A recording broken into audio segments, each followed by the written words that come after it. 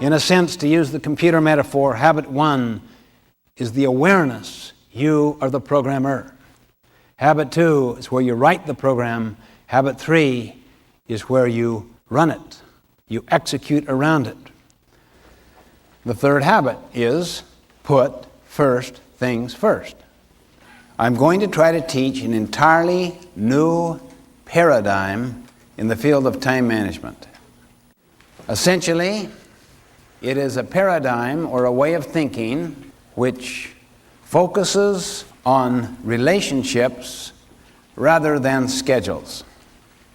The traditional paradigm in the field of time management has always dealt with time, scheduling, control, efficiency, doing more things faster. The paradigm is one focused upon efficiency and control. It's called time management. So you manage your time. The clock is the symbol of it. It drives us toward efficiency. Have you ever tried to be efficient with a loved one on a tough issue? Say with your spouse, how did it go? Have you ever tried to be efficient with, say, a difficult teenage situation? How did it go?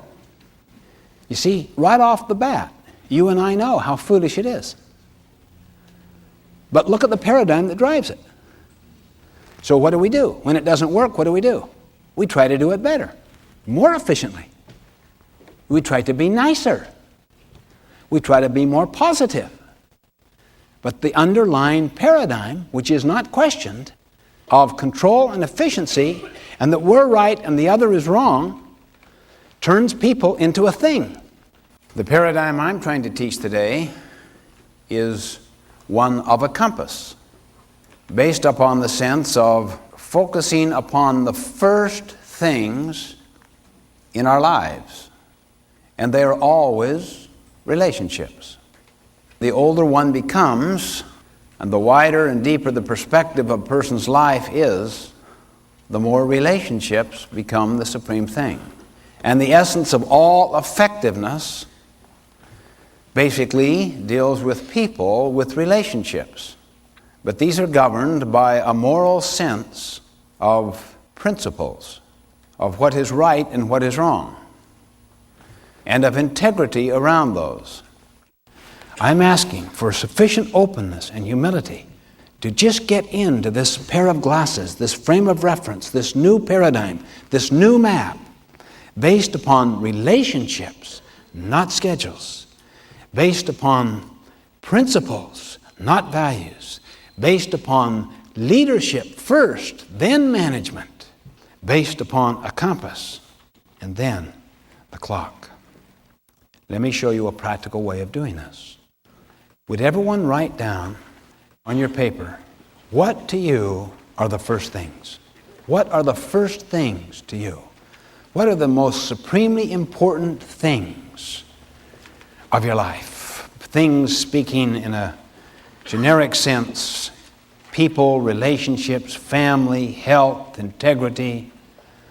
What are the first things? Just list 5 or 6.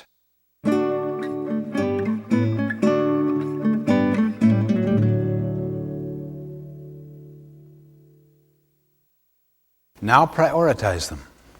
This is the toughest part of the thinking process, the prioritization. What would you say would be number 1? Then number 2. Then 3, 4, 5, and so forth. If you don't prioritize them, have your spouse prioritize them for you.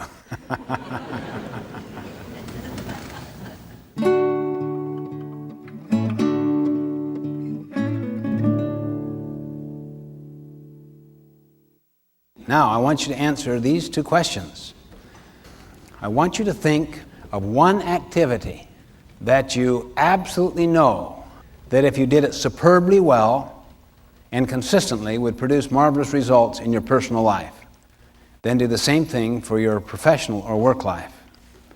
One activity that you absolutely know that if you did it superbly well and consistently would produce marvelous results.